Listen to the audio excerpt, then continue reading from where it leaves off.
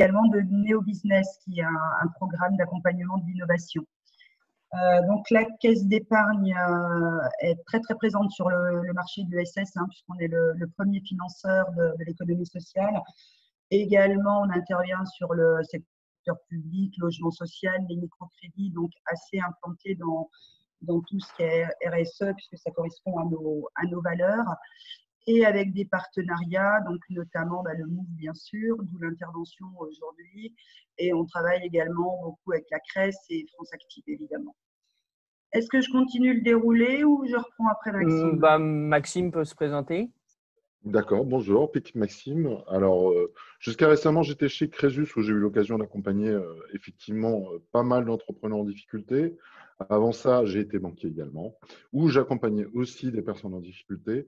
C'est un sujet que je connais bien et où je vois totalement où ça peut déraper si rien n'est fait et si les premiers gestes de premier secours ne sont pas faits. Et je suis très heureux aujourd'hui de pouvoir partager mon expérience avec moi, avec tout le monde, quoi.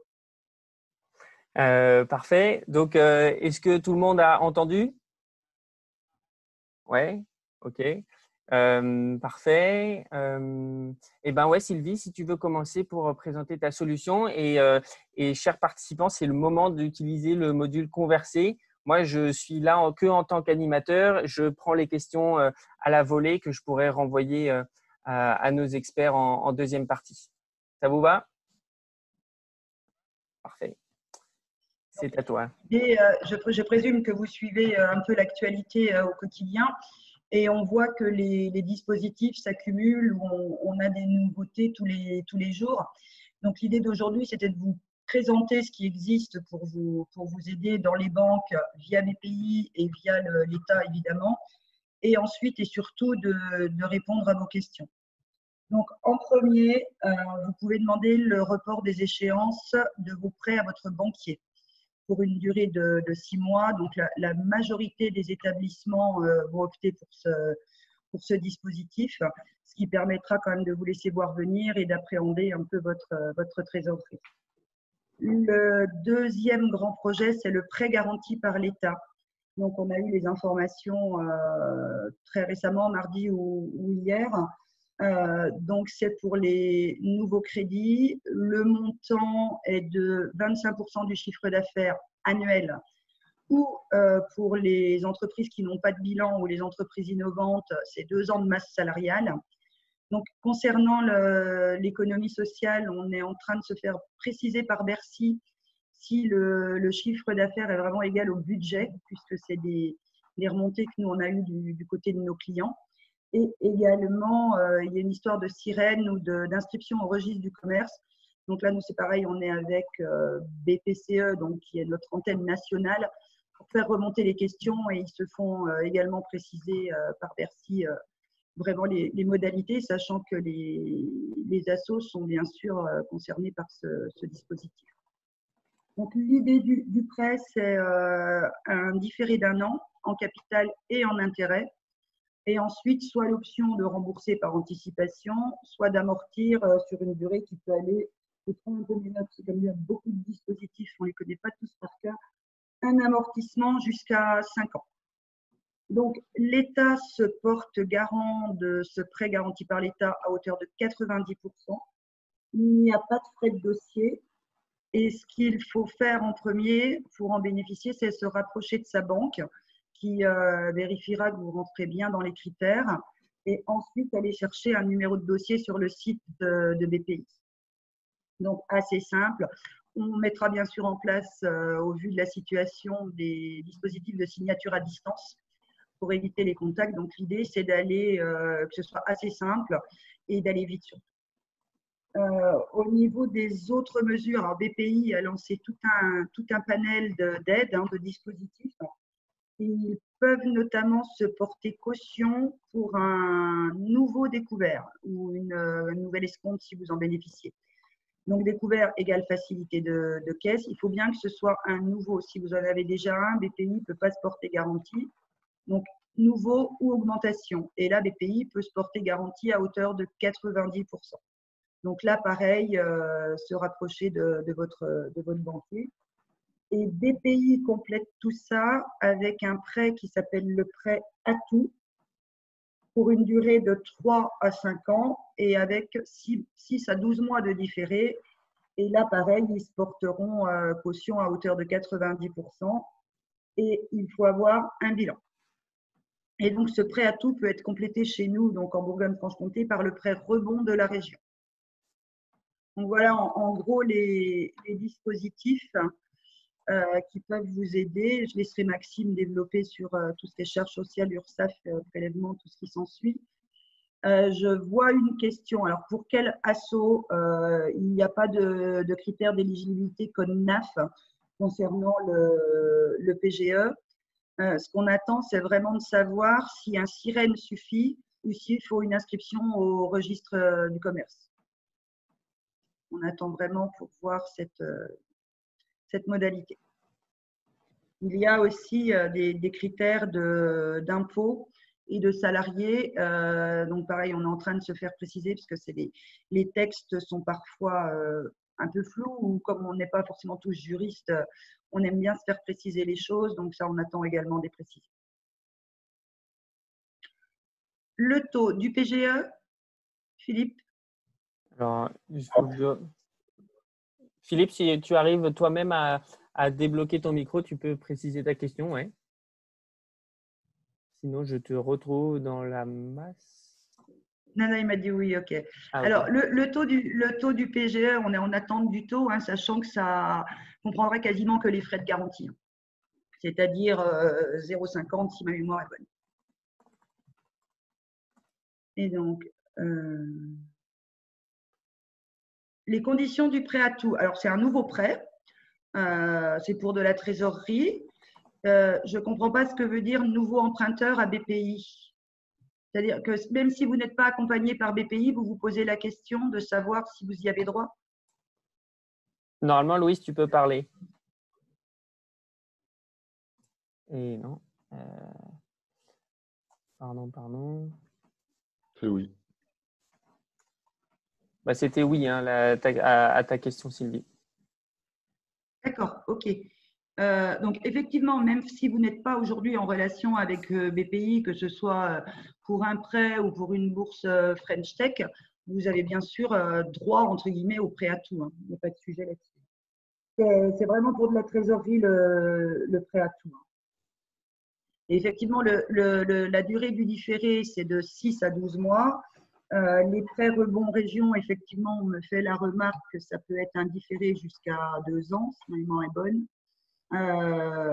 Après, moi, mon avis là-dessus, c'est quand même que faut pas oublier qu'à un moment, c'est des super dispositifs, mais il faudra les rembourser.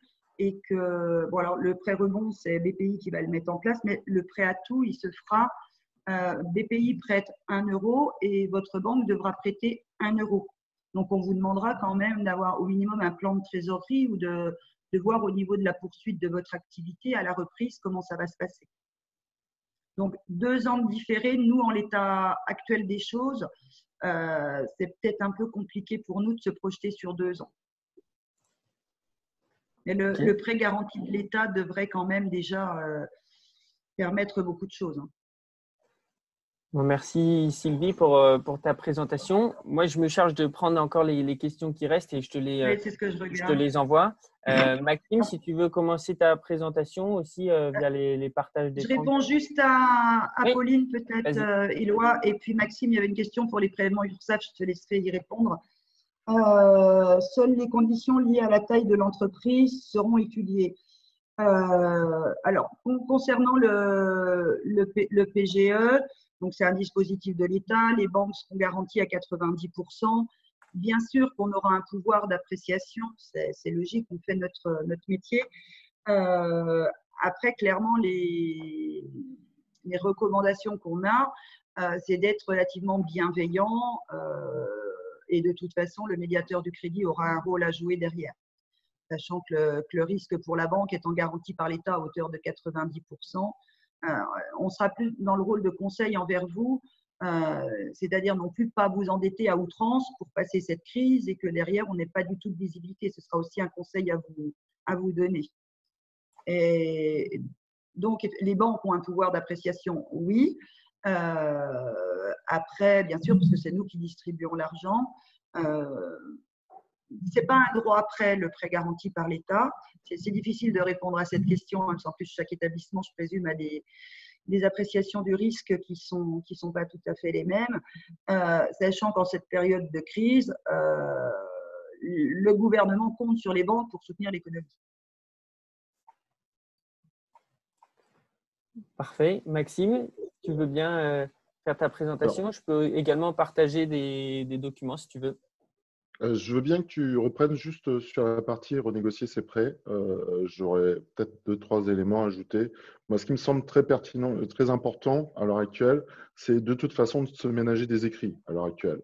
Si vous demandez un financement X ou Y, de toute façon, je pense que le mieux, c'est de demander des financements, si vous en demandez, faire le choix entre le prêt rebond ou le prêt à tout.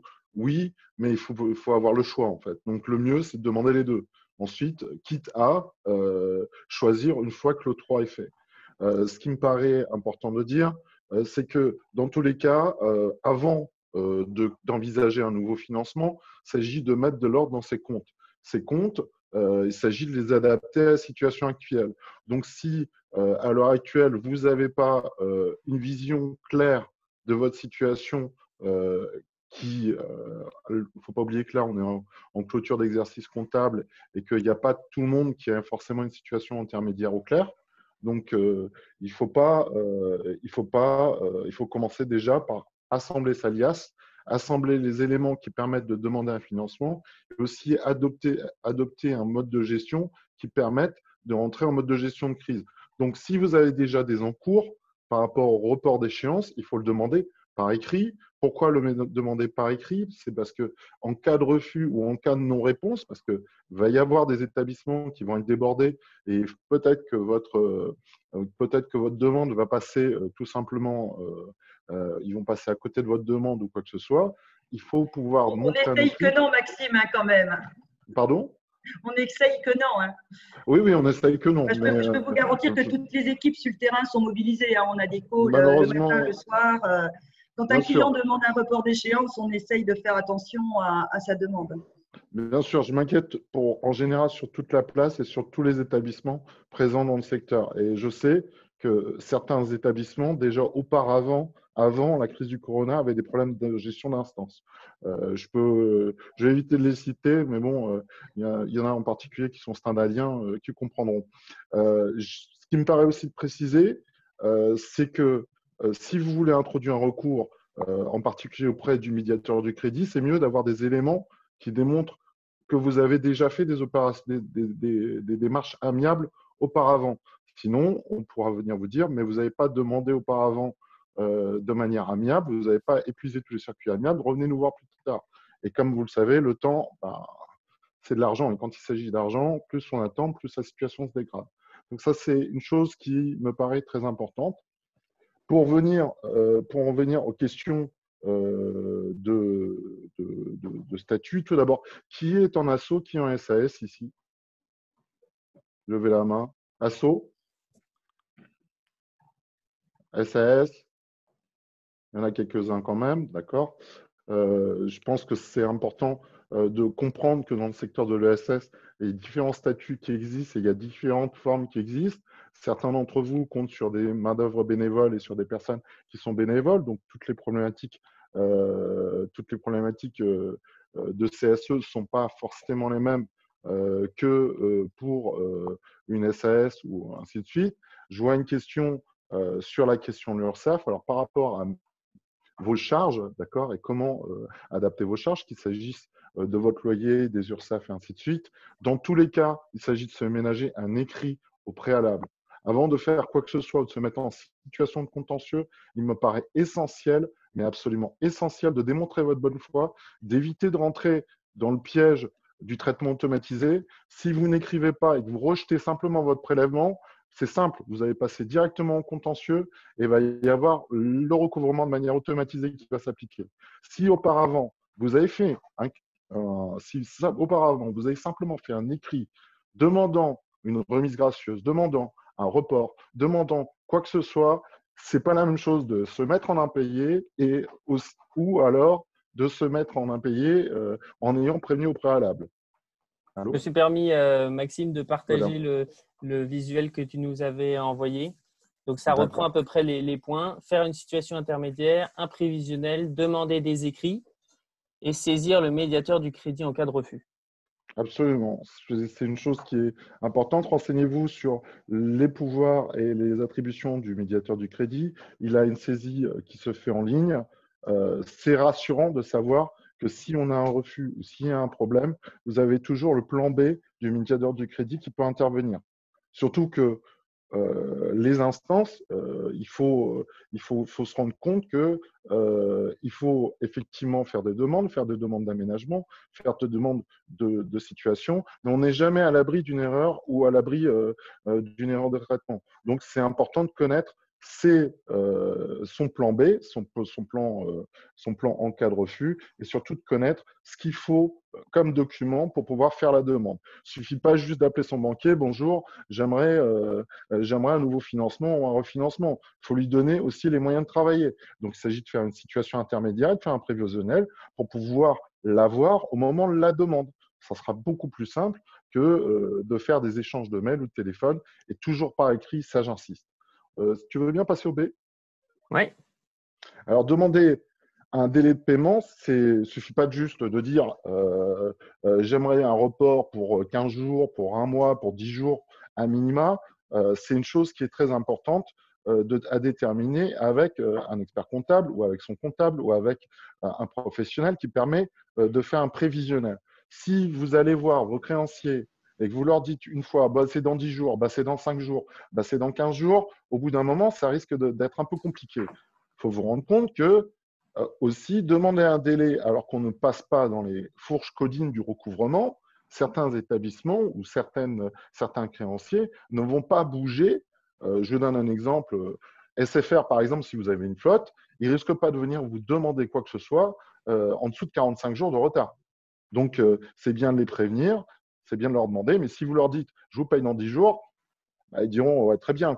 Mais il ne faut surtout pas hésiter à demander un délai qui soit raisonnable plutôt que de pas de donner de proposition de délai du tout.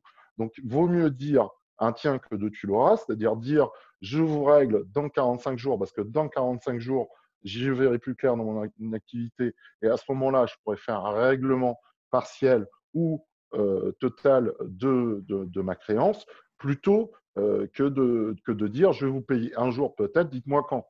Le créancier ne peut pas connaître votre situation, le créancier ne peut pas connaître vos contraintes, il ne connaît pas vos disponibilités. Donc, si vous n'êtes pas force de proposition à budgétiser un échéancier et à faire une proposition écrite qui lui permette de vendre votre proposition, ça risque de pas coller. Ce qui paraît important aussi, entre être en impayé en contentieux avec les URSSAF ou avec les impôts ou être en impayé contentieux avec son maraîcher qui fournit sa cantine, ce n'est pas le même bordel. Il faut bien comprendre une chose, vous avez des créanciers qui sont privilégiés par rapport à d'autres. Donc, il faut se rendre compte des conséquences du contentieux. Effectivement, l'État s'est engagé, effectivement, l'État a dit on va vous aider. Après, que ça se traduise par une réalité opérationnelle. Sur le terrain, c'est autre chose. Je connais les administrations, je sais de quelle manière elles recouvrent. Si elles recouvrent, vaut mieux elles deviennent extrêmes. Donc, ce qui est très important, c'est de se ménager et de faire attention à bien se ménager des preuves, d'accord, et d'éviter un maximum le contentieux avec les administrations, parce que c'est eux qui risquent le plus de vous dégrader et de vous poser dans une situation impossible, d'accord. Mettre en place aussi le chômage partiel, enfin, c'est important d'avoir également un dossier qui permette de se vendre. Demander simplement le chômage partiel et ensuite voir avec son comptable et ensuite voir ainsi de suite, non. Il s'agit d'abord de mettre en place les choses et ensuite faire la demande pour pouvoir savoir si on ne s'y puise pas pour rien. Donc, connaître l'impact. Déjà, est-ce que mettre ces salariés en chômage partiel, est-ce que ça va vraiment permettre d'avoir une réalité opérationnelle qui va pouvoir permettre de tourner? Parce qu'il faut quand même tourner pendant ce temps-là. Consulter le CSE, faire une demande de chômage partiel sans consulter le CSE, même si c'est très compliqué avec le confinement, eh ben, il vaut mieux le consulter avant plutôt que de faire la demande directe, d'accord? Et informer ses salariés et lister ses engagements, c'est très important. C'est les engagements de l'employeur et la continuité des engagements, c'est un argument essentiel pour demander le chômage partiel. Il y a une autre chose qui s'est rajoutée auparavant, la question de la convention collective qui permet d'obliger les salariés à poser des congés. Je pense que dans certaines entreprises, les salariés sont sans doute prêts à cet effort qui pourra peut-être éviter de demander un chômage partiel. Donc, il me semble important de faire cette demande et de consulter ces salariés pour voir quels sont les efforts qui sont prêts à être consentis avant de faire une demande qui est quand même drastique, qui est le chômage partiel, et qui peut être très lourd. Et ensuite, il y a la demande d'autorisation à la directe, c'est ça? La demande d'autorisation à la directe se fait en ligne. Elle est plutôt conséquente. C'est pour ça que je vous dis qu'il vaut mieux avoir la totalité des documents sous la main plutôt que de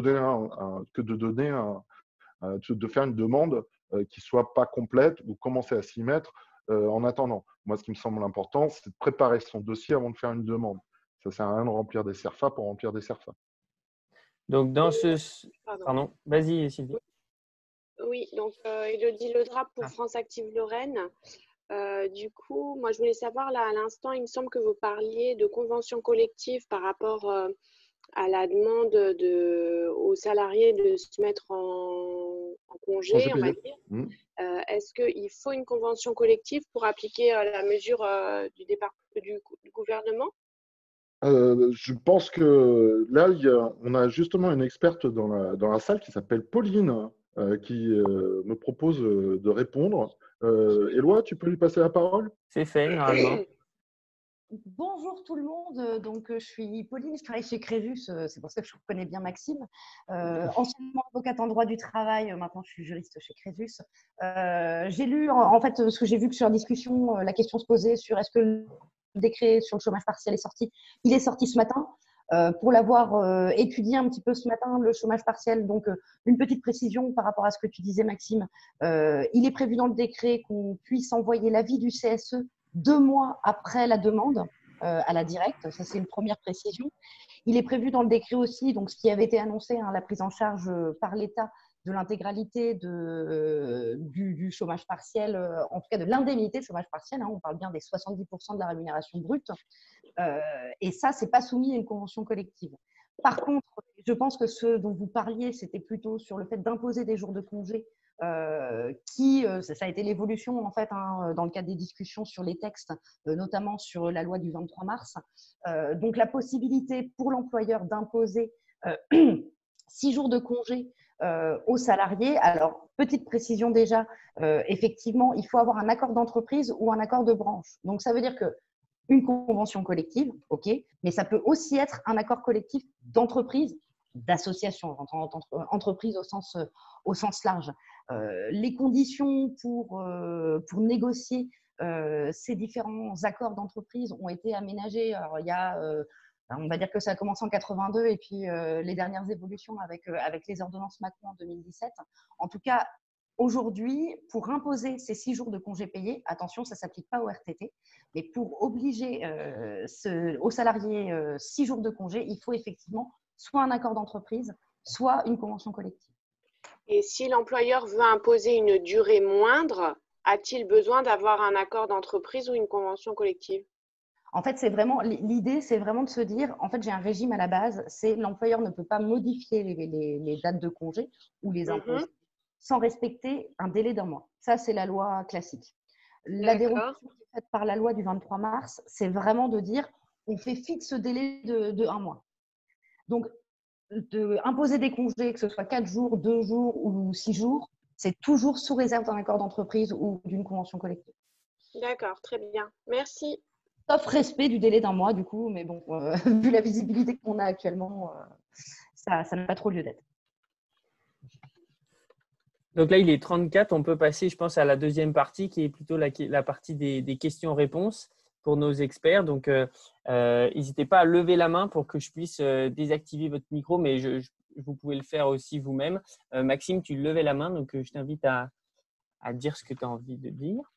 Alors, j'ai vu une question de Louise qui parlait des mandats CEPA. Via votre interface client, vous avez la possibilité de révoquer les prélèvements. Je ne sais pas si vous avez regardé déjà en ligne sur l'interface de votre banque. Vous pouvez révoquer le prélèvement à votre main directement ou demander à votre banque de révoquer le prélèvement de mandat CEPA. Par contre, je vous invite à le faire si vous avez une confirmation écrite effectivement de votre établissement de financement pour votre imprimante. Est-ce que la personne vous a dit oui, on veut bien, mais on ne peut pas le faire parce qu'on n'a pas la main? Ou bien est-ce qu'elle vous a simplement dit envoyer sur les roses simplement parce qu'elle ne voulait pas? Donc, je pense que c'est important d'avoir un écrit et de toute façon de leur faire un écrit pour les prévenir et leur proposer immédiatement, comme je l'ai précisé, un échéancier ou une date de régularisation pour ne pas vous retrouver encombré. Il faut comprendre une chose, vous allez avoir, les entreprises vont se retrouver avec du recouvrement à faire de façon massive. Le recouvrement, c'est un secteur que je connais bien. Il y avait beaucoup de sous-traitance qui se fait via des marques blanches. D'accord? Donc, très vite, on va se retrouver avec des dossiers qui vont se balader dans un centre de traitement ou un autre. Et si auparavant, vous n'avez pas fait une preuve de bonne volonté, vous risquez de vous retrouver à vous être baladé d'une officine à une autre et à vous retrouver avec des actions de recouvrement dans tous les sens. Donc, autant prendre la main dès le départ, autant prendre l'initiative, être un débiteur proactif, c'est ce qui fait souvent la différence entre le chaos et la structuration. Et le chaos, ça peut vous coûter très cher également. Attention à la révocation des mandats CEPA, hein. Il ne faut pas les révoquer sans avoir, Maxime, j'insiste là-dessus, mais on a eu des cas d'entreprise, bien entendu. Hein. Il ne faut pas demander à votre banque opposition sur tous les prélèvements. Hein. Ça risquerait d'être ennuyeux pour vous derrière. Hein. Oui, dans la majeure partie, il faut quand même essayer de payer vos fournisseurs, ne serait-ce que pour permettre à l'économie de tourner un petit peu. Et aussi pour vous éviter, comme le dit Maxime, hein, des actions de recouvrement et tout ce qui s'ensuit. Donc, il y avait une question également de Victor que je voyais lever la main, qui, à mon avis, s'adresse à pas mal de personnes d'entre nous ici. Donc, Victor, je t'invite à poser ta question. Ton micro est ouvert. Oui, vous m'entendez? Oui. Oui, déjà merci pour toutes ces infos extrêmement intéressantes et qui complètent tout ce qu'on avait pu trouver un petit peu sur Internet. La FAQ de la CCI hein, est hyper détaillée et mise à jour tous les jours, donc c'est assez utile. Donc les deux sont très complémentaires. Moi, j'ai une question qui concerne l'activité partielle, pour laquelle j'ai pas trouvé de réponse, ou en tout cas la réponse que j'ai trouvée me convient pas.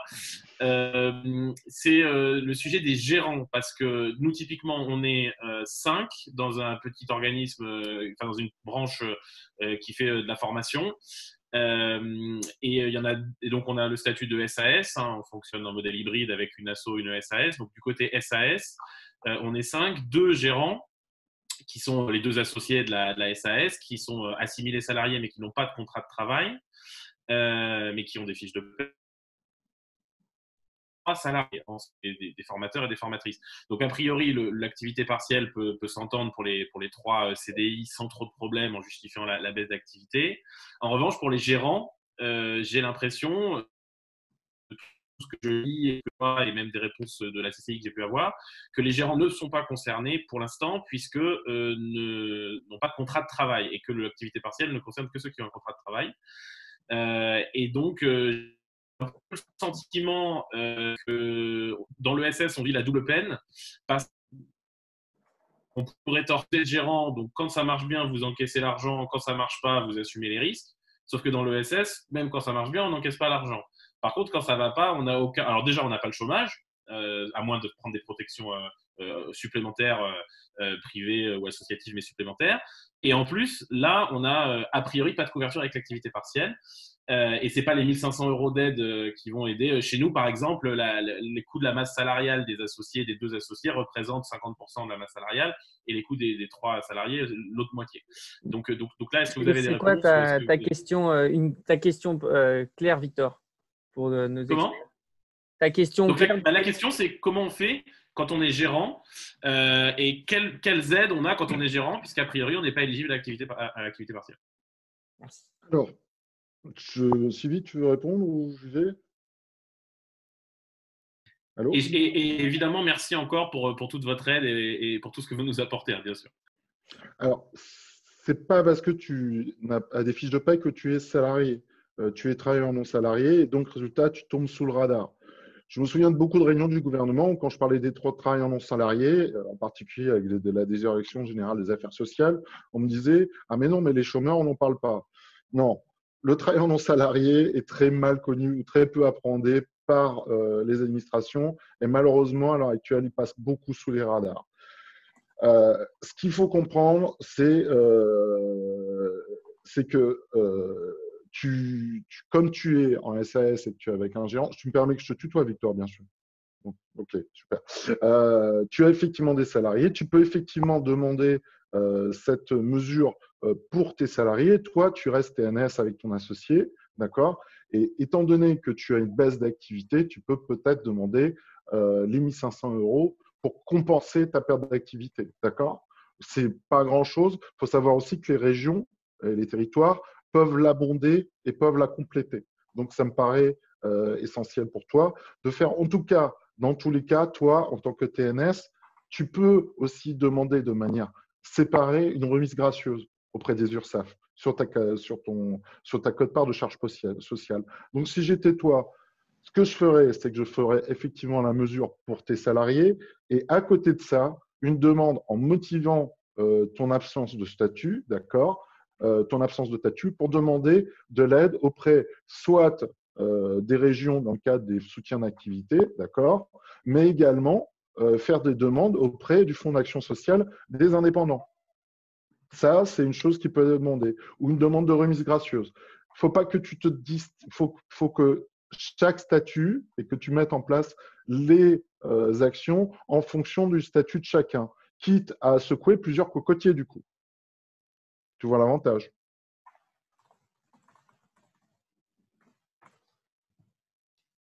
Voilà. Est-ce que d'autres souhaitent prendre la parole? Pierre, je te donne la parole. Bonjour à tous.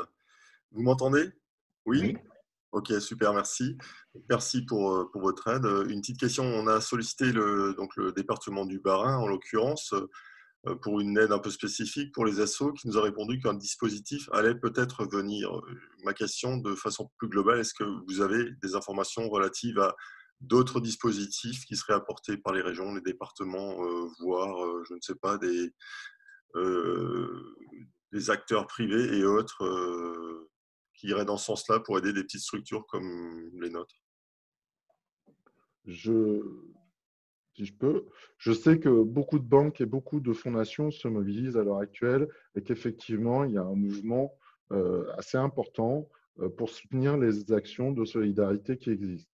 Donc, je pense que ces actions du secteur privé seront beaucoup plus réactives et beaucoup plus impactantes à court terme que les actions des pouvoirs publics. Ça a toujours été, ça fait quoi? Ça fait allez, peut-être 12 ans que je suis dans l'entrepreneuriat social. C'est une tendance que j'ai toujours vue. Le secteur privé intervient toujours plus rapidement et toujours plus agile devant des situations de crise de ce type que les choses. Par contre, ce qui est important de préparer dans ce cas-là, c'est un dossier qui parle aux investisseurs privés, c'est-à-dire quelque chose qui ressemble plus à une demande de mécénat qu'à un dossier administratif.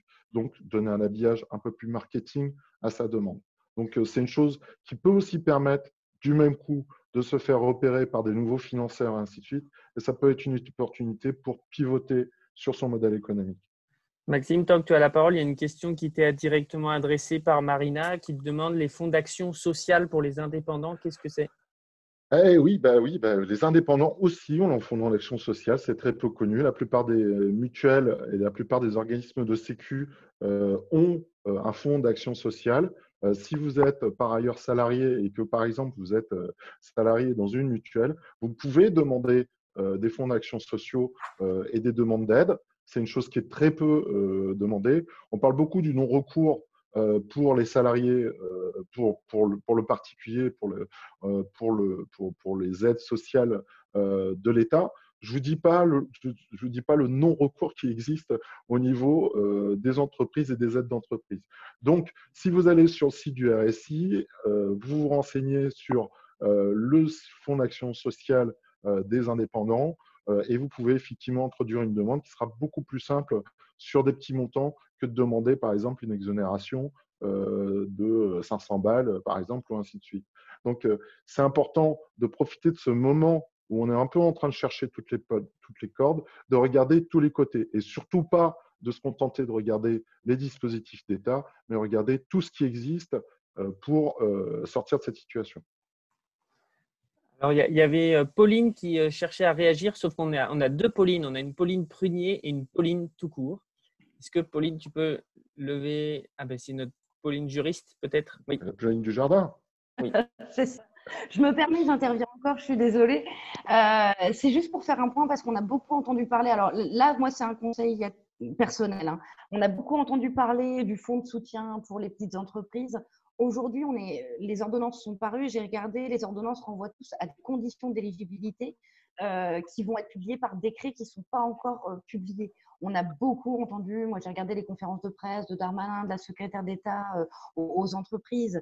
On nous parle de conditions. Quand je regarde le site de la CCI, par exemple, les conditions ne sont pas les mêmes. Donc, moi, un des conseils que je peux donner, et en tout cas que je donne aux bénéficiaires de Crésus, c'est, en tout cas aux associations, c'est attention, n'allez pas trop vite et attendons la sortie du décret pour vraiment pouvoir se positionner sur cette aide de 1 500 €. Voilà, alors je vais rebondir sur ce que dit Pauline et on a plusieurs questions. Comme je disais en aparté, les infos, on les a au jour le jour, voire heure par heure sur ce qui est voté. Les décrets sont en général votés la nuit. Donc nous, ce matin, on a eu des infos sur un fonds de solidarité d'1 milliard pour l'ESS. On attend bien entendu des précisions. Et j'avais quelques questions dans le fil, notamment une réponse pour Estelle. Les informations sur des dispositifs qui vont se mettre en place pour des entreprises de moins d'1 an sans bilan. C'est ce que je disais tout à l'heure, le prêt garanti par l'État est éligible pour les entreprises qui ont moins d'1 an et sans bilan. Néanmoins, ce sera plafonné à 2 ans de masse salariale. Donc ça, c'est la réponse à Estelle. Et j'ai une question de Louise, prêt d'honneur. Donc Louise qui nous explique qu'elle est allée chercher ce qu'on conseille à tout le monde d'aller chercher, bien entendu, tous les prêts à taux zéro, que ce soit Réseau Entreprendre, d'Initiative, la région. Ils sont endettés à 50% du CA. Est-ce qu'une banque considère que c'est trop pour accorder un nouveau prêt pour survivre à la crise? On se base pas que sur le chiffre d'affaires. Donc, je dirais que non, c'est pas trop. Puisque si vous venez de démarrer, faut voir vos fonds propres surtout quand même aussi, parce que on va plus s'attacher à ça qu'au pourcentage de chiffre d'affaires pour une entreprise jeune qui a moins d'1 an et dans le contexte actuel. Merci. Sylvie, il y avait aussi une intervention de Élodie Ledra, que je connais bien de Lorraine Active. Voilà, donc pour compléter au niveau du réseau France Active, donc bien sûr pour toutes les structures qui ont des prêts en cours, il y a des reports et échelonnements, que ce soit sur les garanties ou sur les prêts en direct. Et puis, on est en train de réfléchir au niveau de la région Grand Est pour un prêt rebond et également un prêt à taux zéro sur du court terme renouvelable. Donc, après, il va y avoir effectivement toute une batterie d'aides qui va être déployée également par les départements, les régions. Il y a des réseaux aussi comme Mimosa, par exemple, qui déploient aussi des prêts à taux zéro. Donc, effectivement, il y a énormément d'initiatives plutôt du secteur privé. Et nous, on va aussi proposer une offre d'accompagnement renforcée, parce qu'au-delà de l'offre financière, les entreprises, voilà, elles ont aussi besoin d'un accompagnement pour passer la crise par ailleurs. Et Sylvie, tu disais bien que les informations changeaient vraiment heure par heure. Moi, je vous invite là à ne pas hésiter à aller sur notre boîte à outils qui est disponible sur la page là, Information Coronavirus. Vous tombez pas sur ça. vous tombez sur notre boîte à outils avec du coup les numéros de la directe, les numéros des aides qui sont mis à jour heure par heure aussi. Parce que ça bouge très très vite et nous on a arrêté toutes nos activités d'événementiel justement pour se focaliser sur ça. Donc, Les fonds de solidarité de 1 milliard dotés par l'État sont éligibles les associations avec un effectif inférieur ou égal à 10 salariés, un chiffre d'affaires sur le dernier exercice clos inférieur à 1 million d'euros et un bénéfice imposable inférieur à 60 000 euros. Ok. Est-ce qu'il y avait une… Ah, pardon, Élodie. Vas-y, Sur Élodie. quelle forme juridique pour Sylvie? Je regarde le détail, hein. J'ai reçu ça tout à l'heure. Alors pour moi, le SS et donc les assos, je pense que les scopes, ça doit. Je regarde si j'ai quelque chose en même temps.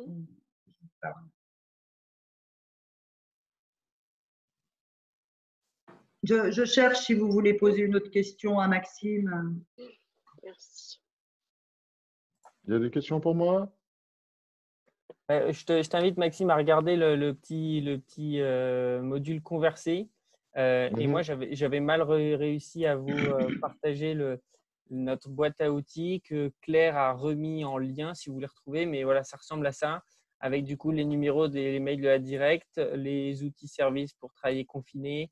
On met à jour ça tout le temps, nos experts qui sont disponibles pour vous. Il y avait une question aussi qui parlait, est-ce qu'on peut avoir un temps d'échange plus spécialisé?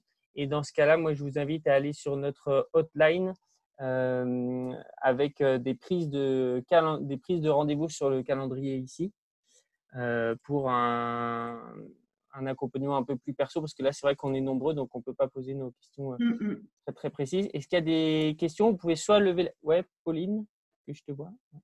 Alors, ce n'est pas une question, mais je ne peux pas m'empêcher de parler. Maxime me connaît. Sur la question du fonds de soutien et d'un an d'existence, c'est ce que j'ai répondu à Estelle en privé, mais je pense que c'est pas mal que tout le monde l'entende. En tout cas, l'annonce aujourd'hui, c'est bien que les entreprises ou les associations qui ont moins d'1 an d'ancienneté vont bien évidemment pouvoir bénéficier de cette prime de 1 500 € et qu'il y aura une moyenne qui sera faite en fait depuis le début de l'activité jusqu'à mars 2020. Et quelles sont les conditions là? C'est quand on a une fermeture administrative, baisse de 70% du chiffre d'affaires, c'est cette aide-là ou pas? Oui, c'est cette aide-là, mais on n'a pas, le décret n'est pas sorti avec les conditions, donc moi je dis restons prudents.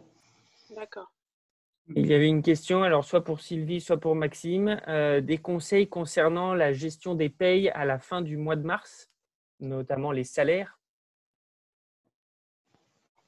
Alors, sur la gestion des payes à la fin de fin de mars. Alors, je pense que effectivement, c'est le moment là maintenant de demander effectivement des délais si vous avez des problèmes de trésorerie pour la partie charge sociale employeur. D'accord? Ça, c'est clair.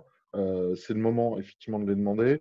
Il me semble que c'est important d'essayer de payer. Bon, il me semble pas. C'est très important de pouvoir payer au maximum ses salariés dans les délais et en date. Et si vous avez des soucis ou des problématiques pour le faire, ce qui me semble essentiel, c'est de se ménager des problèmes de bonne foi en prévenant ses salariés d'un avertissement en retard et en leur demandant d'être conciliants sur le délai de paiement.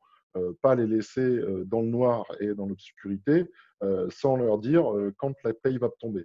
Si les problématiques sont plus profondes, dans ce cas-là, et si effectivement la situation doit perdurer parce que vous êtes complètement bloqué ou vous n'avez aucune possibilité de régler à moyen ou à court terme les salaires de vos salariés, c'est hyper important dans ce cas-là de se rapprocher d'un conseil, un avocat, d'accord, pour voir quelles sont les procédures qui peuvent être mises en place pour sauvegarder l'entreprise. D'accord? Si vous n'êtes pas en capacité de payer vos salariés, là, c'est le moment où il faut vraiment vous poser des questions. Soit vous pouvez effectivement étaler la quote-part employeur et c'est juste une petite problématique d'optimisation de trésorerie, soit vous êtes effectivement dans une situation de blocage et là, il est plus que temps d'envisager le mandat ad hoc ou une situation qui permette d'obtenir un redressement judiciaire. Alors, pour les salaires, c'est le premier mois hein, de cette crise. Les dispositifs mis en place démarrent juste. Parlez-en à votre banquier. Il pourra, si vous allez chercher un prêt garanti de l'État d'un certain montant, il pourra peut-être faire le joint par une augmentation de découvert pour que vous puissiez payer vos salariés. Donc, premier conseil, allez parler à son Ouais. banquier. Oui. Et donc, moi, quand je regarde là sur notre agenda de hotline, il y a aussi 3 avocats qui sont dispo mercredi. Enfin, voilà. Allez sur les solliciter, ils sont là pour nous aussi. Donc, n'hésitez pas sur la page du Move. Est-ce qu'il y a une autre question? Alors, soit lever la main sur la caméra, soit lever la main virtuellement. Vous pouvez le faire sur l'interface aussi. S'il n'y en a plus, c'est vrai qu'on s'était engagé à terminer à… Ah, il y a Mumu qui souhaite poser une question. Je te donne la parole. Quelles aides pour les micro-entreprises, pour les auto-entreprises? Pour les auto-entreprises, il y a ce fonds de soutien qui est prévu avec les aides exceptionnelles de 1 500 € où il faut introduire la demande et qui peut être amendé ou abondé par des aides de région. Donc, ça, c'est une première chose. Ensuite, tous ceux que j'ai auparavant cités, c'est-à-dire demander des délais, demander des remises gracieuses, s'applique bien sûr pour les auto-entrepreneurs également et pour les indépendants. Là, à l'heure actuelle, je pense qu'en fait, la plupart des mesures d'urgence annoncées sont clairement plus facilement enclenchables sur des petites entreprises et des TPE que pour des grosses entreprises, parce qu'elles ne nécessitent pas des gros accords cadres et ainsi de suite. Donc, je dis aux TPE et aux petits entrepreneurs que c'est le moment d'aller vraiment secouer tous les cocotiers. Okay. Il y a une question sur, on prévoit que notre activité ralentisse plus tard, entre juillet et décembre, le dispositif d'activité partielle en condition pourra-t-il être encore accroché à ce moment? Je pense que si effectivement c'est prévisible, il faut le demander tout de suite. Quitte à préciser que ce n'est pas pour cette première période d'activité, mais pour cette durée de période de juillet et ainsi de suite. C'est-à-dire que rien ne vous empêche de demander tout de suite une baisse de voilure pour une période qui est au-delà de cette période. Si par exemple, ça se comprend totalement et ça se motive, si par exemple votre activité est liée à une activité de saison et que du coup, vous n'ayez pas pu aligner votre production sur les besoins de cette activité, forcément, ça crée un collatéral à ce moment d'activité. Donc, il faut bien le motiver, il faut bien l'expliquer, d'accord? Et moi, il me semble important de faire la demande maintenant pour plus tard. Parce qu'il faut comprendre que les services de l'État ne sont pas dimensionnés, exactement comme les hôpitaux. Il y a une urgence sanitaire avec un risque de débordement, l'urgence financière. Il y a aussi un risque de débordement quand tout le monde demande de l'aide en même temps. Donc, c'est important de s'y prendre le plus tôt possible. Donc, la CRES voulait poser une question. Oui, je suis de la CRES Auvergne-Rhône-Alpes pour info, pas BFC, mais voilà. C'est pas grave. Maxime, j'ai une question pour toi sur justement aussi cette aide de 1 500 €. On est bien d'accord, il me croit avoir, parce que je vois dans le fil d'échange que c'est ouvert aux TPE, indépendants, micro-entrepreneurs, professions libérales, mais il me semble avoir entendu aussi que les assos étaient éligibles. Et deuxième question, c'est une prime qui correspond au salaire du dirigeant, c'est ça? Oui, en fait, c'est une perte d'emploi. C'est l'équivalent d'une perte d'emploi ou une perte d'activité. Une asso qui a que des bénévoles où il n'y a pas de revenus, vous ne rêvez pas. Hein. Ce n'est pas une sub. Hein. Donc, c'est une indemnité qui est prévue pour compenser ceux qui n'ont pas le droit aux indemnités journalières, qui auraient droit au chômage partiel, ainsi de suite. Donc, faites de toute façon, je vais vous dire, au pire, si vous faites la demande, qu'est-ce que vous risquez? Un non, quoi. Donc, si c'est pas très lourd à demander, c'est pas très lourd à proposer, il faut comprendre que ces fonds et l'administration a mis les moyens pour faire ces demandes. Moi, jusqu'à présent, ce que je vois dans les questions des aides de l'État, le problème, c'est le non-recours. Donc, le problème, c'est les gens qui ne demandent pas. Donc, le meilleur conseil à donner quand il y a une aide qui existe, c'est de demander là. Le pire, c'est quand vous ne demandez pas une aide qui existe.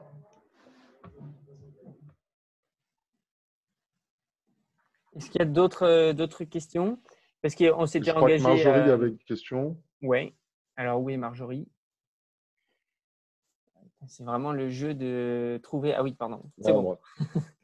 Marjorie, bonjour. micro ouvert. Bonjour tout le monde.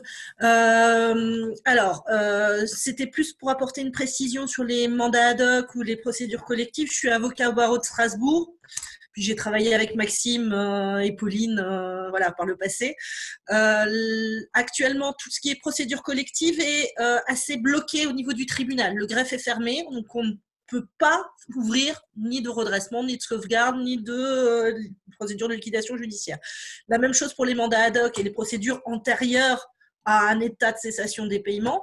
Donc, l'objectif est effectivement de retarder au maximum ce genre de dépôt matériellement parce qu'on peut pas le faire. Ça n'empêche pas d'éventuellement prendre en tâche de manière très pragmatique, si vous êtes dans le mandat ad hoc ou la conciliation avec les mandataires judiciaires de la place, pour qu'ils interviennent et après, il n'y aura aucun souci, à mon avis, pour couvrir ce mandat, cette période actuelle, via un mandat ad hoc une fois que le confinement aura cessé. Mais c'était pour vous dire que pour l'instant, judiciairement, on n'aura pas d'audience, il n'y aura pas de jugement, parce que c'est considéré comme des procédures non urgentes par la chancellerie.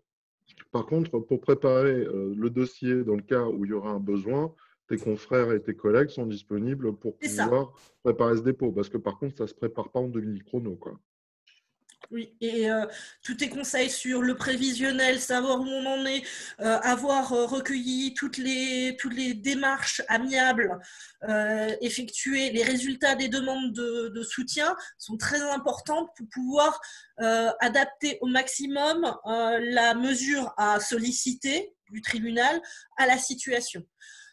Je pense, et alors ça n'engage que moi, hein, mais connaissant en tout cas à Strasbourg la magistrate qui s'occupe de ça, je pense qu'on ne sera pas sur une appréciation juridico-stricto sensu des critères, mais plutôt du pragmatisme et de la protection sur les entreprises qui ont vraiment besoin, ou les associations, hein, parce que on a aussi le volet procédure collective pour les associations, quelque chose qui permet de faire souffler les associations et de permettre justement cette reprise un petit peu plus sereine, quitte à un peu, quand on n'a pas pu avoir des aides financières, se les créer par ces procédures-là. Ce n'est pas que le dépôt de bilan et la fin de l'activité.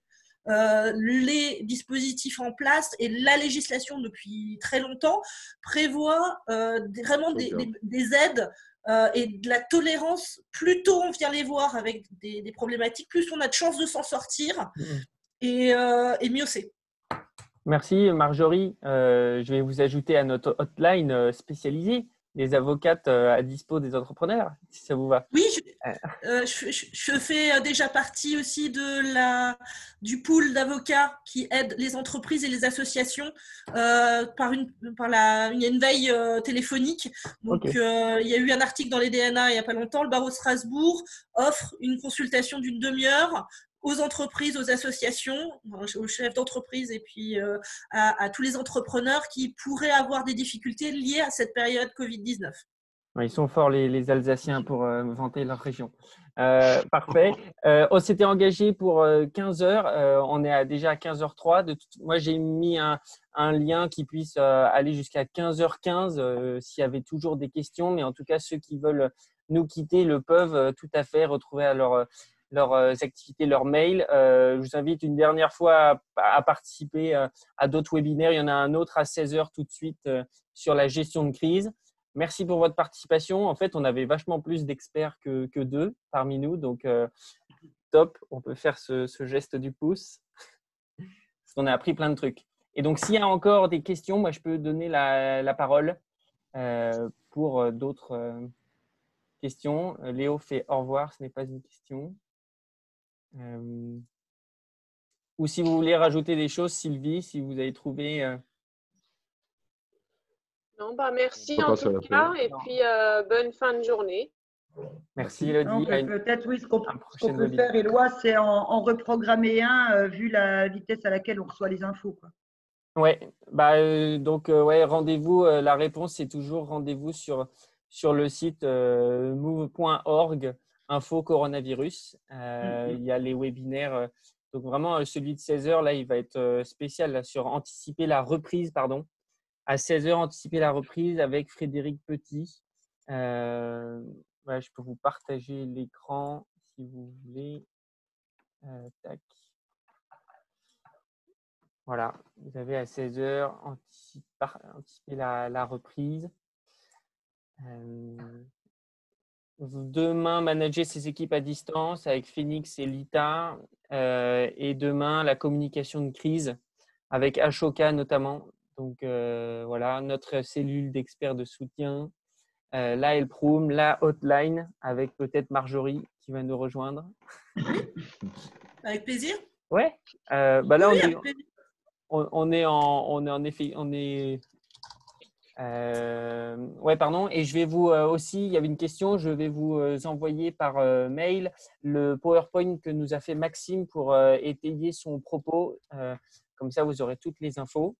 Et voilà. Est-ce qu'il y en a qui veulent échanger les mails de certains? C'est aussi le moment où vous pouvez l'écrire. Voilà, Marjorie a écrit son mail dans le chat. N'hésitez pas à la contacter. Merci à elle. Voilà. Et je mets mon mail, n'hésitez pas. Parfait. Sylvie, Maxime aussi, tu m'avais dit que tu étais dispo. Parce qu'en fait, c'est ça le confinement. Il y en a qui vivent les pires moments, mais d'autres qui sont tranquilles chez eux et qui ont du temps à redonner. Donc, on en profite. Tranquille, je n'irai pas jusque-là quand même. Non, non, pas tranquille. Mais...